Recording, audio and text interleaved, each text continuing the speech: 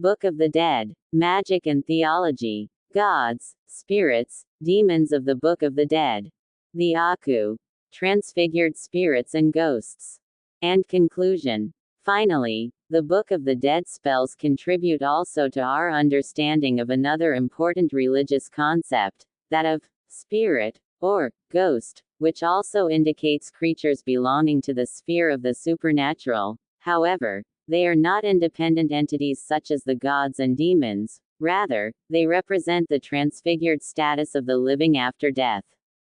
The term that in ancient Egyptian indicates these creatures is akh, represented by the hieroglyph of the crested ibis, whose root has a vast array of meanings, from being effective, efficacious, to transfigure, and glorify.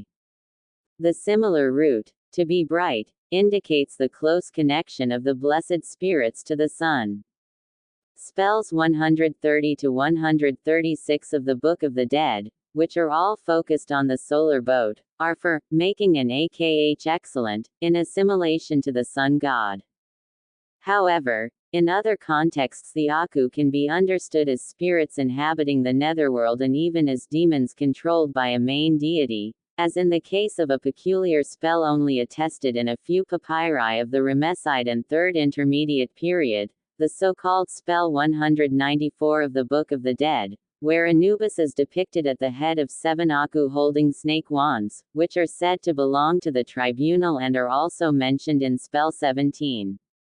These demonic akhu can be seen even as ghosts when the term is used for ghostly manifestations occurring on Earth, as in many Ramesside spells of daily and funerary magic.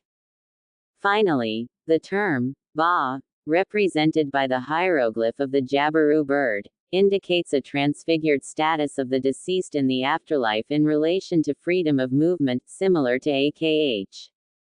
It could also designate supernatural forces when used in its plural form bao. Spells 107 to 116 of the Book of the Dead are for knowing the bao of different places in the netherworld, which are represented as triads of divine figures, probably local gods. The bao of the gods also occur in spells of daily magic as rather dangerous forces. Conclusion of the Book of the Dead, Magic and Theology, Gods, Spirits, Demons of the Book of the Dead. In conclusion, we could say that the world of gods, spirits, and demons in the Book of the Dead is a faithful mirror of how the ancient Egyptians conceived and dealt with divine entities during their cultural and religious activities on earth. They believed in an afterlife where the encounters with the supernatural were not an exceptional but rather an ordinary happenstance. Such experiences were managed with the catalogue of spells and vignettes of the Book of the Dead and, in general, the other magical objects included in their funerary equipment with their tombs, their coffins, and their mummies.